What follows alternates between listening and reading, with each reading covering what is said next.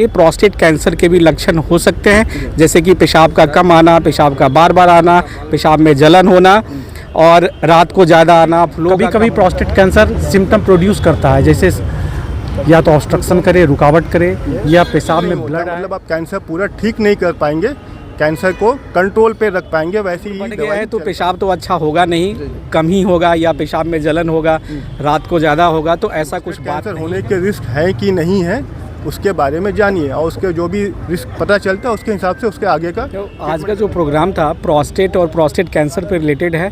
Theme है सोचो नहीं बात करो।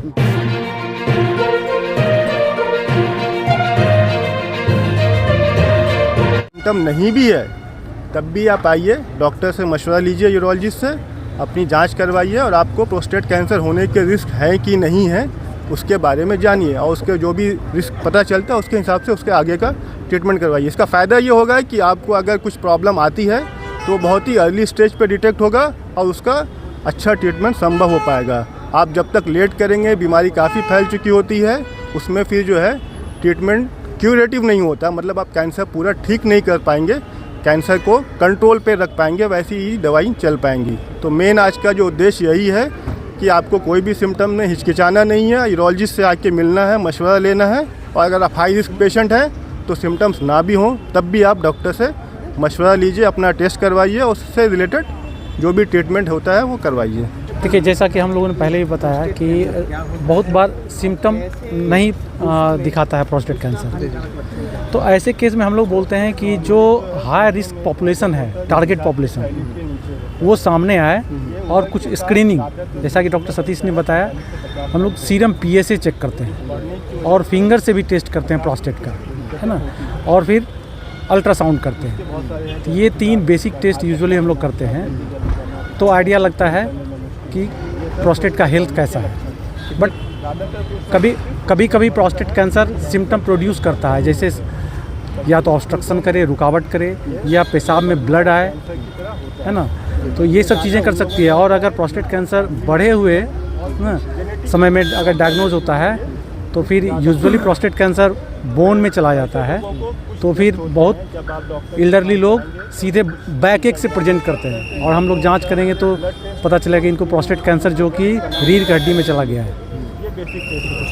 ये टेस्ट करने पे हमें अंदाजा जैसे कि बहुत सारे लोग होते हैं, जैसे देहात वगैरह में लोग हैं, तो उन लोगों को कैसे ये सारी चीज़ों को अवेयरनेस करेंगे, और ये सिर्फ मेदांता में ही अवेलेबल है या फिर इसका कोई और भी प्लेटफॉर्म वगैरह होगा? नहीं, PSA चेक तो कहीं भी कर सकते हैं, ये सिंपल ब्लड टेस्ट है।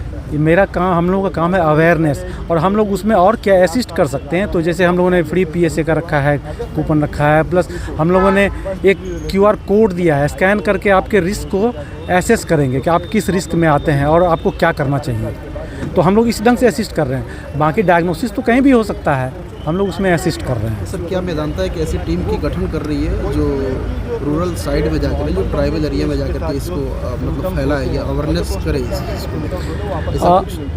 ये तो हमारे मैनेजमेंट वाले बताएंगे, बट जब जहाँ तक हमारा सवाल है, हमारी टीम जाती है पेरीफेरी में। हम लोग OPDs करते हैं, वर्कशॉप OPDs और कैंप्स करते हैं, हम लोग ये सब करके अवेयरनेस तो फैलाते ही हैं।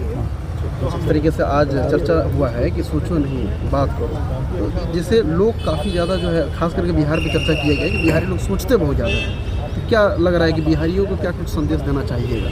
तो आज का जो प्रोग्राम था प्रोस्टेट और प्रोस्टेट कैंसर पर रिलेटेड है। थीम है सोचो नहीं बात करो।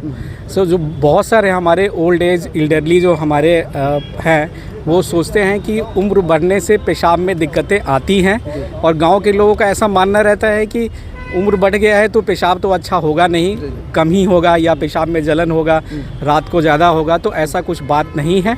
तो पेशाब के लिए जो है आप ज़रूर यूरोलॉजिस्ट को मिलें, और ये सिम्टम्स जो हैं आपके यूजुअली बेनाइन प्रोस्टेटिक इनलार्जमेंट, जो नॉर्मल प्रोस्टेट बढ़ता है उसके सिम्टम्स होते हैं। कभी कभार जो ये प्रोस्टेट कैंसर के भी लक्षण हो सकते हैं, जैसे कि पेशाब का कम आना, पेशाब का बार बार आना, पेशाब में जलन होना और रात को ज़्यादा आना, फ्लो का कम होना, पेशाब में खून का आना या रीढ़ की हड्डी में दर्द होना या कमर में दर्द होना, तो ये सब लक्षण जो हैं प्रोस्टेट के या प्रोस्टेट कैंसर के हो सकते हैं।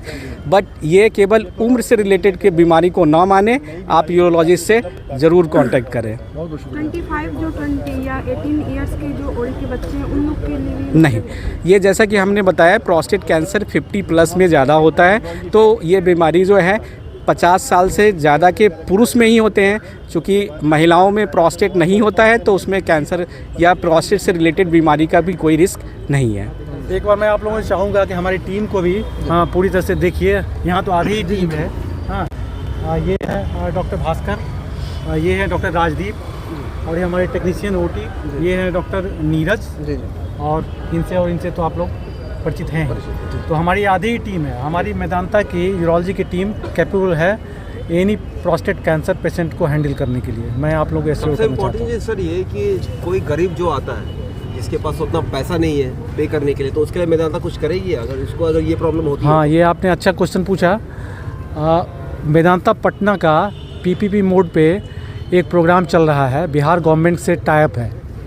हाँ, जिसमें बिहार गवर्नमेंट सेलेक्ट करके भेजती है गरीब पेशेंट को, है ना, जिसका कि इलाज हमारे यहाँ फ्री ऑफ कॉस्ट होता है ना। तो ये ऑलरेडी चल रहा है, हमारे यहाँ रन कर रहा है। ये बहुत सारे डिपार्टमेंट्स में है, यूरोलॉजी में है और बहुत सारे डिपार्टमेंट में, और ये धीरे धीरे बढ़ाया जा रहा है। तो सरकार रेफ़र करेगी या सदर से या मेडिकल कॉलेज से, और मुझे खबर हो जाएगा वो पेशेंट यहाँ पे आएंगे जिसका फ्री ऑफ कॉस्ट इलाज होता है।